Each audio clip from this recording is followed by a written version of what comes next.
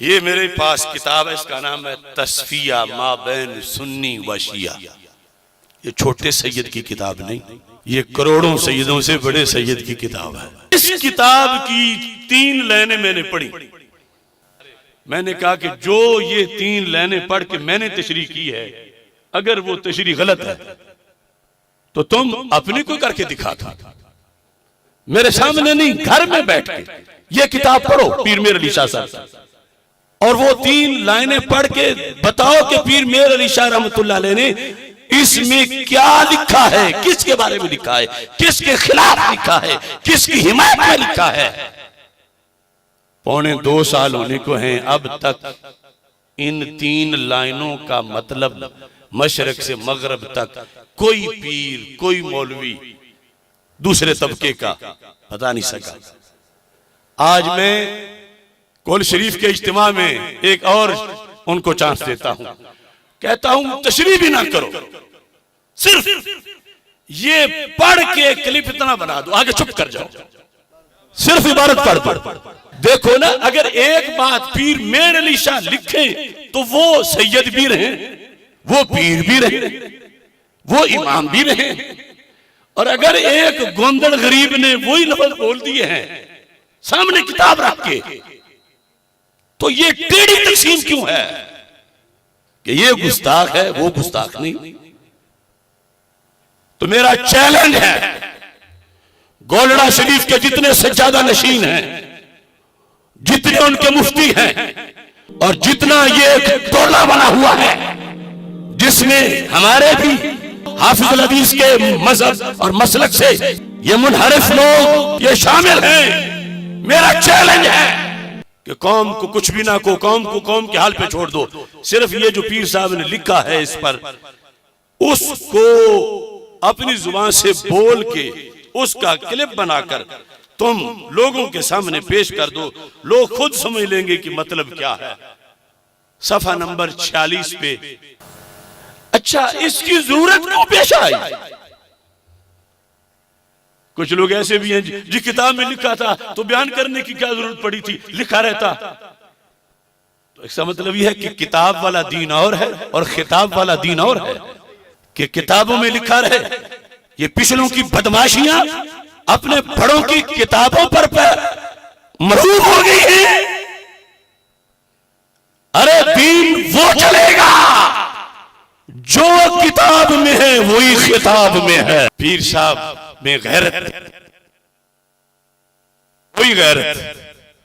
जब मिर्जा कादियानी के खिलाफ निकले तो किसी मुरीद ने कहा, शाह जी ए मौलवियों ने रौले ने छड़ो, तुसी पीर हो, ए कम बड़े औखे ने, मिर्जा कादियानी जाने मौलवी मुनाजरे करते रहन, तुसी गोलड़ा शरीफ दे पीर हो ते अपनी गद्दी ते बहो।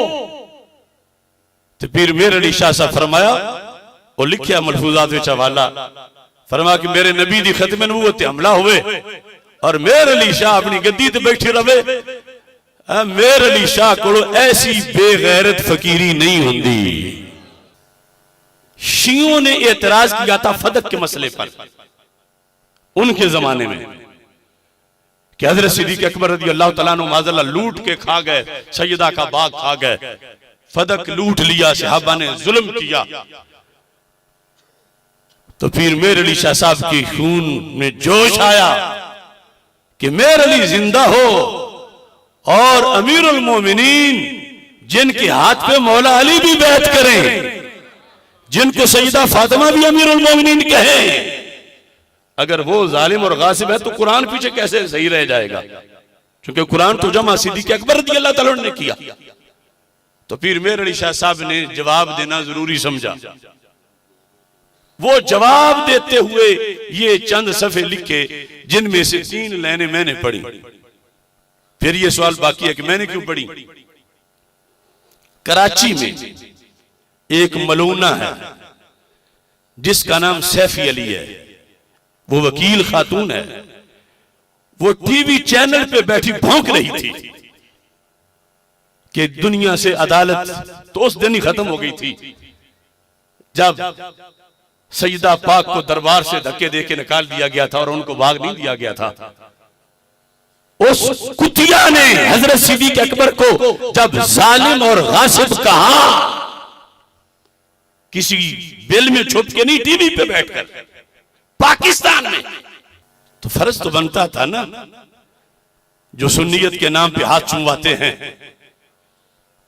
सिद्दीकी भी कहलवाएं, नक्शबंदी भी कहलवाएं, मुजद्दिदी भी कहलवाएं, उनके नाम की जलसे भी करें, और उधर कुतिया भौंक रही है कि वो तो गासिब थे, माल खा गए, अहले बैत का माल खा गए, और भौंक रही थी टीवी पर।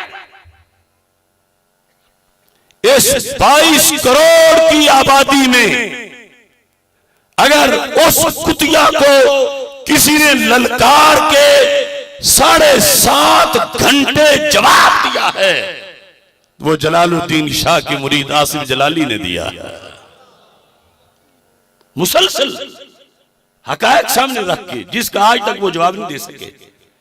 और फिर मेरी ये आदत है कि मैं जब ऐसे मसाइल पे जवाब देता हूं तो देखता हूं हमसे पहले ने क्या दिया था जवाब, ताकि उनका जवाब भी शामिल किया जाए। तो इस वास्ते मैंने फिर पीर मेर अली शाह साहब का जवाब भी शामिल किया कि हमसे कहीं आगे उनका इल्म है। तो उन्होंने जो जवाब दिया, उस मकसद के लिए ये मैंने जुमले ऐड किया अपने जवाब में। मैं वो जुमले अब पढ़ता हूं, तवज्जो करना। अब लोग कहते हैं कि ये जी मजमेंट करने वाली गल नहीं। मैं ऐसा भी कोई आमक है, आग लगी होवे बाजार विच और कोई पानी दे डोल भर भर के अपने घर किसी गुट्ठे पांदा रहे, पूछे कोई की करना पे आग क्या बुझाना, लगी किथे बाजार विच, बुझांदा किथे अपने घर विच।